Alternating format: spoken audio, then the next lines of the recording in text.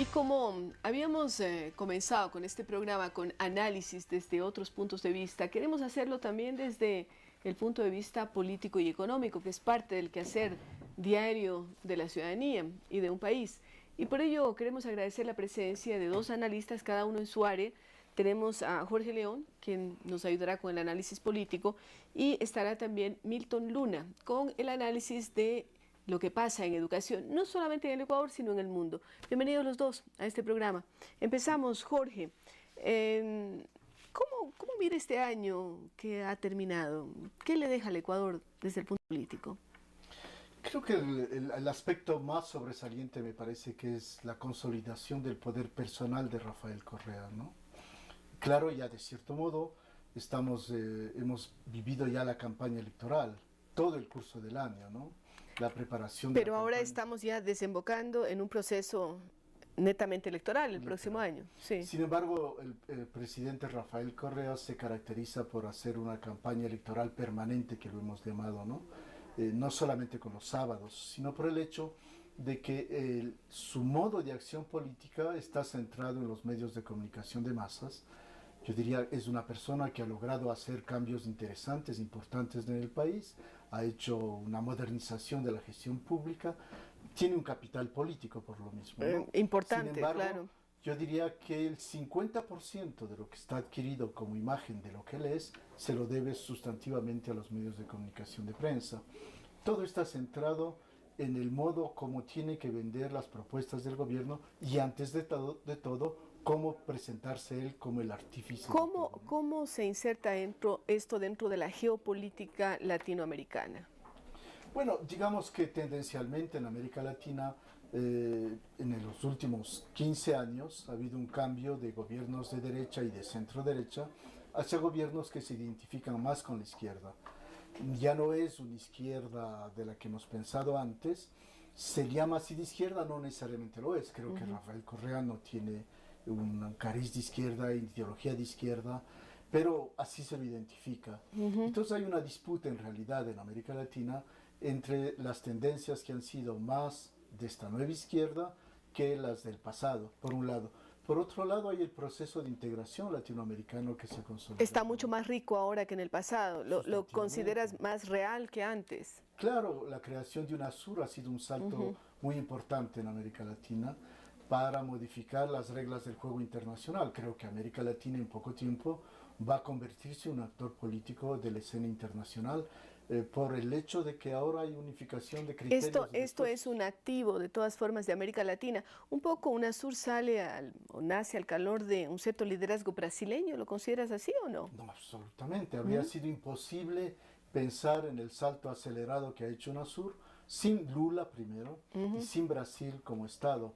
Brasil pesa, pensemos, en la mitad de población, el 60% de la economía sudamericana y latinoamericana, en el caso de la economía, y por lo demás Brasil ha sido constante, tiene una definición de lo que es la política de largo plazo, no son cambios que se hacen de un día para otro, ni pensados emocionalmente en una circunstancia, sino que han sido concebidos para el largo plazo. Y el proyecto brasileño es hacer de Brasil una gran potencia. Y de alguna forma lo está logrando, porque además vemos un volcarse más hacia afuera, ya no tanto el Brasil mirándose a sí mismo, ¿no? Desde hace mucho tiempo que no lo hace así.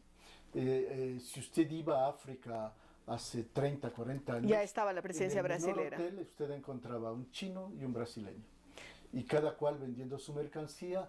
Sobre todo en el África portuguesa. No, en el África francófona, en todas partes. Yo personalmente los he encontrado, me he recorrido a toda África y los he encontrado en todas partes. Y también en Asia lo hacían, ¿no?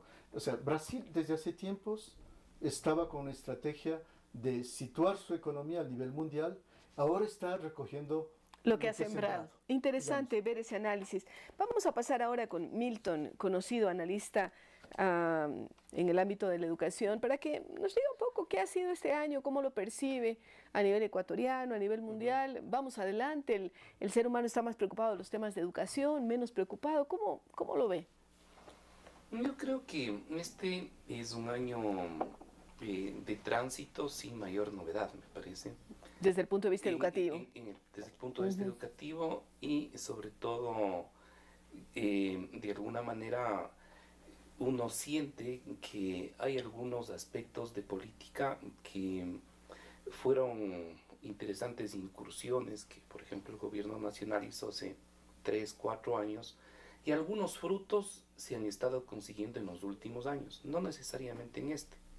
Por ejemplo, en todo el tema del acceso a la educación, ya lo que se sabe, se conoce, estas famosas cifras, que son ciertas además, de que los chicos y chicas están yendo más a los establecimientos educativos, que hay más matriculación. Es cierto, pero esta no es una novedad del 2012. Esto es un proceso, ¿no? Es un proceso.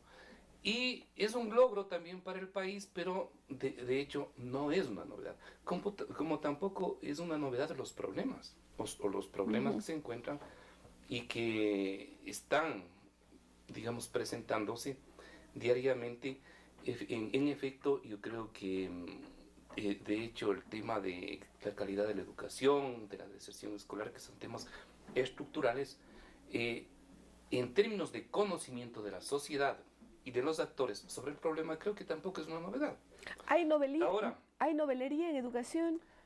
Porque quiero referirme al hecho de que de pronto quimestres, de pronto bachillerato general unificado, o sea, como que vienen muchas cosas así, todas, y como que no se consolidan. ¿Podríamos calificar eso de novelería o cree que es exagerado? A ver, antes de eso, a mí me parece que tal vez la novedad de este año es que comenzamos probablemente a ver con más claridad la propuesta educativa y el modelo educativo, que no ha venido necesariamente de la educación general, sino de la educación universitaria. Todo el concepto, entre comillas, meritocrático, ¿no?, que se va asentando y que va teniendo contradicciones con el modelo de derechos y del enfoque de derechos que está de la propia Constitución. En la Constitución. Entonces, yo creo que si hablaríamos de algo nuevo, probablemente es la mayor claridad que podemos tener sobre el tema del concepto de calidad que está manejando el actual gobierno y es relacionado con esta línea meritocrática.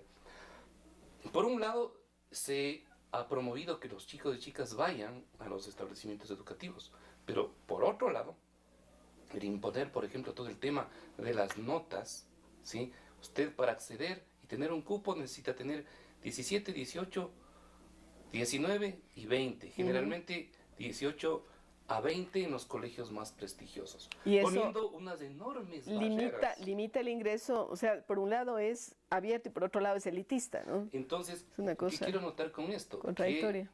Exactamente, que además, en algunos aspectos, de existir eficientismo, ciertos rasgos de novelería en el manejo de la política, también hay contradicciones, o aparentes contradicciones, no, contradicciones en la realidad, porque en la realidad usted está... La gente lo está viendo ya, los chicos lo están viviendo.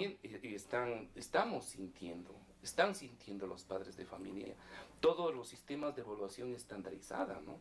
Si usted, para acceder a la universidad en condiciones de inequidad en la formación, está poniendo unas enormes barreras precisamente para el acceso a la educación de los sectores más pobres, más carenciados de la sociedad ecuatoriana. Entonces usted va viendo que se va implantando un modelo que va privilegiando a los que siempre más han tenido, y es un modelo de exclusión, para no la es un gente modelo de más pobre.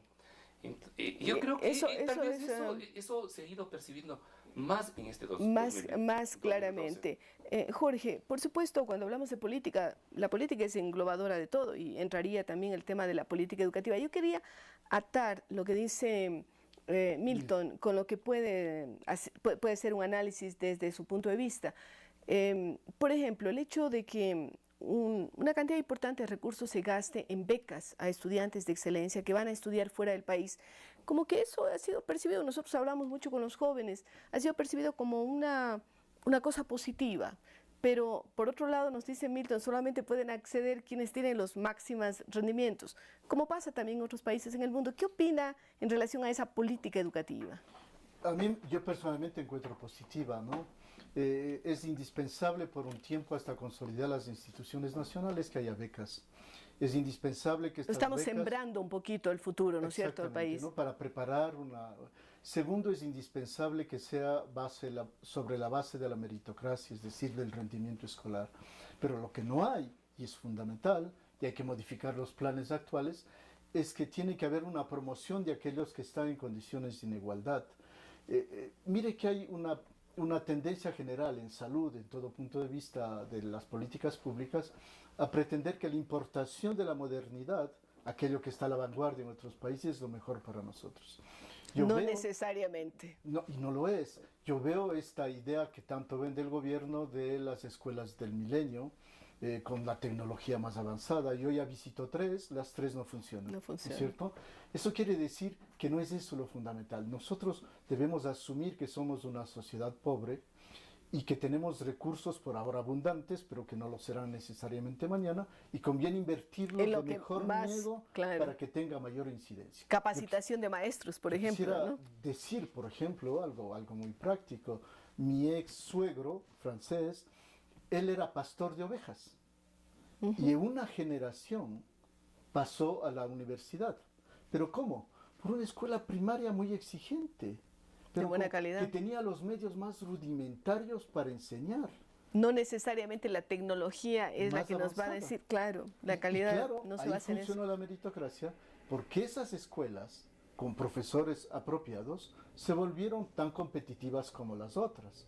De ahí que el salto que dio Francia, por ejemplo, a tener más de la mitad de los cuadros de la empresa privada y de los cuadros públicos, de los dirigentes, digamos, a los niveles públicos y tecnológicos, venían del sector popular.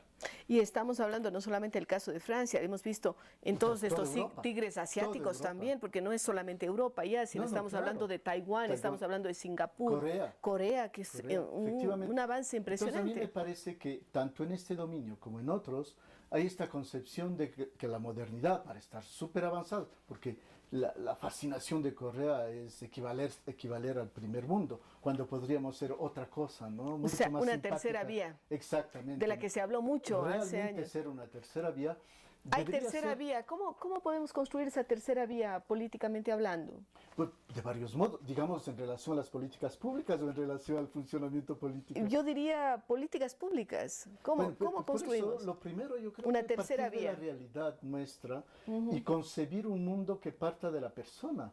Porque, ¿qué está en juego, no? ¿Cómo promocionamos las personas para que logren estar mejor con ellas mismas, mejores capacidades, más capacidad de desempeñarse en la vida, pero además y sustantivamente de contrarrestar la desigualdad social? Pero esta desigualdad social nos exige procesos en los cuales el actor o la actora clave sea la misma sociedad, las mismas personas.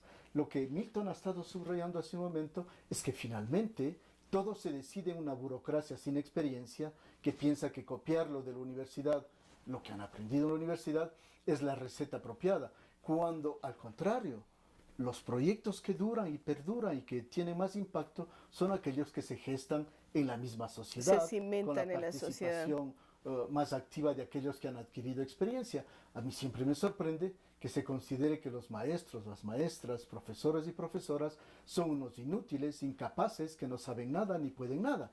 Cuando son la clave de desarrollo de un país, porque de lo contrario estamos perdidos totalmente. Entonces yo me digo, si consideramos así, pues eliminemos a todos los que tienen más de 35 años y ya te vamos a tener el paraíso, pues, ¿no es cierto? Entonces, es perder la dinámica de la historia y el sentido de la sociedad. Qué interesante. Milton, ya casi para ir cerrando, ¿usted cree que esa tercera vía de la que hemos venido aquí un poquito hablando con Jorge, se puede construir cómo desde el sector educativo? Mira, a mí me parece que hay una cantidad de conceptos que hay que interiorizarlos, debatirlos, conocerlos. Diga usted todo el tema de la interculturalidad, ¿no?